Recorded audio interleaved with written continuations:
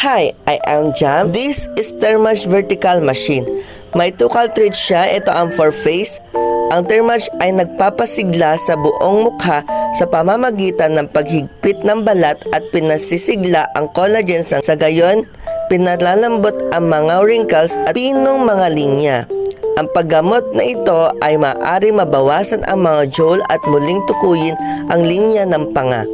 Maaari nitong higpitan at pakinisin ang leeg at bawasan ang labis na balat sa ilalim ng baba. Ito naman ay for eye.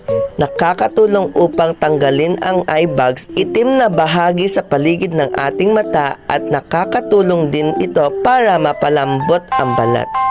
Then, i-open natin ang machine, pindutin natin ang start button sa likod.